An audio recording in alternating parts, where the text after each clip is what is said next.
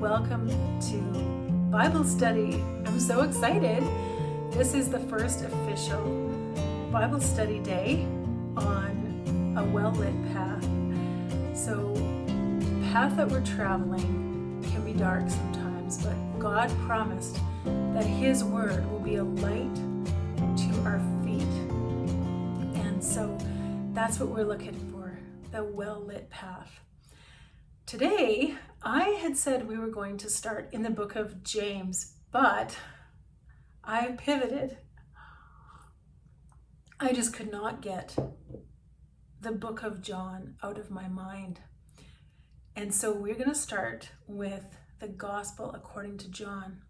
Now, James was a great book for me to start with because it was fresh in my mind. I recently did a study in the book of James, and it's kind of like a small book, like a handbook for Christians, for people who believe in Jesus and want to follow Him.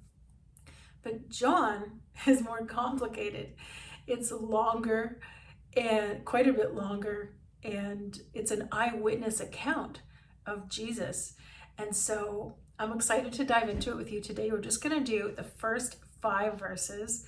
And I have a commentary, I have a study Bible, I have different resources to help make sure that we're on the right track. But I also want to make this really relatable and something that anyone who stumbles on this video can understand. So I'm going to kind of stay out of the weeds a little bit of the scholarly language and the Christianese, as they say. So let me just start by reading this passage and then we'll take it apart a bit. The gospel, or good news, that's what gospel means, according to John. In the beginning was the Word, and the Word was with God, and the Word was God. He was in the beginning with God. All things were made through Him, and without Him was not anything made that was made. In Him was life, and the life was the light of men. The light shines in the darkness, and the darkness has not overcome it. So this is one of just the most precious, beautiful passages. This whole first chapter of John, it's kind of like a hymn or a song. It's very beautifully written and really powerful. So who was this guy? Who was John? Well, he was called the beloved disciple. That's what he called himself. He called himself the disciple who Jesus loved. Now, obviously, Jesus loved all the disciples. He had 12 disciples. And somehow, John really identified with feeling loved by Jesus. And I just thought that's such a cool thing to think about. This is an eyewitness account. So he was there. He was called as a disciple. He followed Jesus for those years that he was on earth before his crucifixion. And he was there at the resurrection, to hear about the resurrection. He saw Jesus afterwards. He was there for the whole thing. And his purpose in writing, Jesus is the Messiah, or the long-awaited, the one who was to come to save them, right? And it wasn't about saving them from the Romans, who had overtaken, the land and were ruling, and they just wanted to get out from under the thumb of Rome. And so they kind of thought, well, Jesus, maybe he was coming to save them with his great miracles and some kind of military overthrow. But no, it was about all of us. It was about the human heart and our souls being saved for all eternity. A way bigger overthrow, right? An overthrow of darkness, overthrow of sin, and overthrow of death. That's what Jesus came to do. And so John is writing to call people to believe that Jesus is God and the Son of God. We'll get to that. And also, he's calling them to grow into a true and a rich and a well-understood faith. So, when was it written? Probably around between 70 and 90 AD from Ephesus. And scholars, we can go all into the background for this whole time, but just so you know, that's around the time that the scholars have decided that this was written. Now, let's get back into what this all means. So we have the first verse here, in the beginning. In the beginning, where else do we hear in the beginning? Well, if you go back in your Bible to the very start, Genesis 1, you're going to read those same words. I don't know if I can find it fast enough. Yeah, here we go. Genesis 1, in the beginning, God created the heavens and the earth. And the earth was without form and void, and darkness was over the face of the deep, and the Spirit of God was hovering over the face of the waters. So he's going back to Genesis and saying that in the beginning was what? The Word. What does that mean? The Word. Well, the Word is personal. So it's capital W. And what he's kind of referring to, there's a lot of things he's referring to here. And maybe we can unpack it later on. But for now, let's just say the Greeks at the time had this philosophy of logos, or word. And let me just refer to my little commentary here. John also shows how this concept of the word is superior to Greek philosophical concept of word, or logos, as an impersonal principle of reason that gave order to the universe. So Jesus is not just an impersonal force. He's not the collective, right? Jesus is a person, and the person of God. And so John was really clear to differentiate that, and the readers at the time would have understood that he was saying it's not about word, it's not about logos, or it's not about reason kind of giving birth to everything. It's about an actual person, personal creator, the Word. In the beginning was the Word, and then he says, and the Word was with God. So not only is he personal, he was with God. So there's like his interpersonal aspect, right?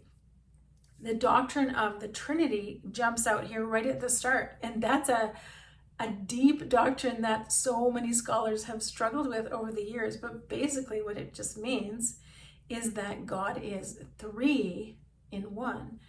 Three persons, one God.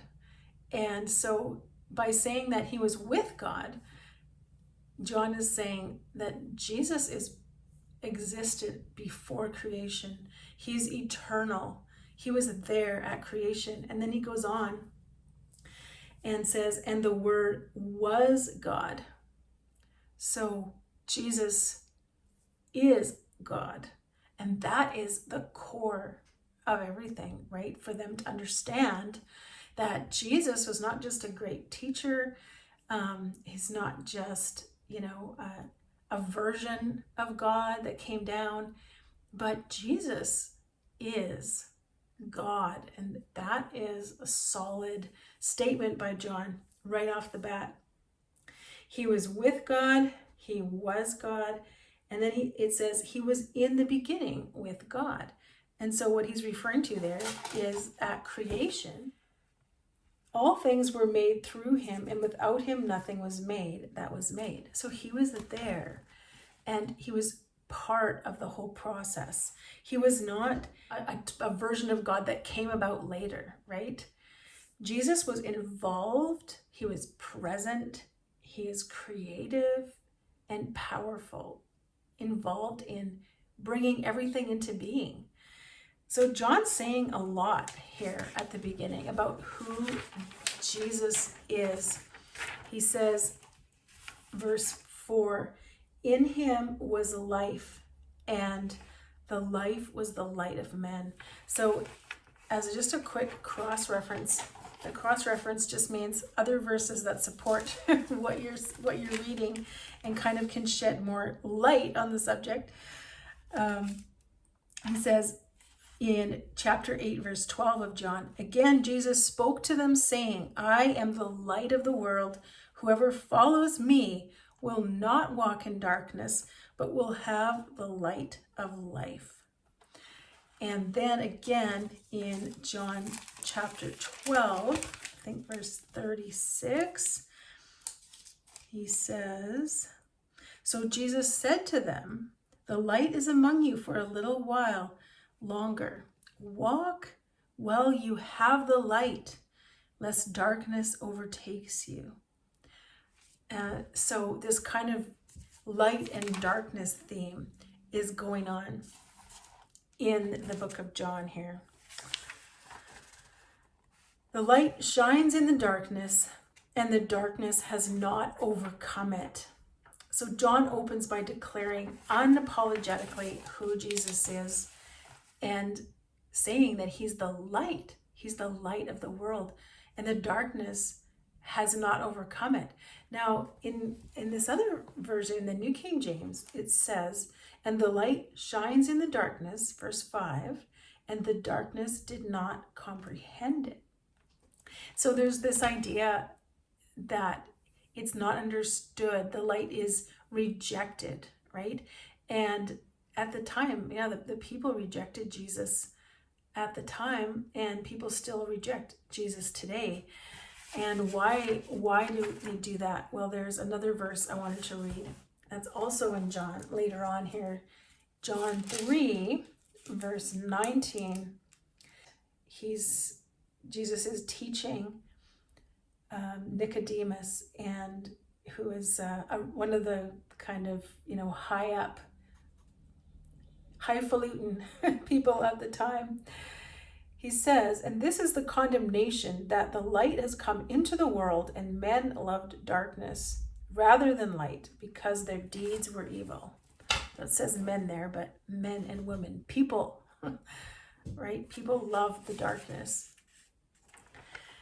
So let's sum up here. John chapter 1, Jesus is God. He is the Word.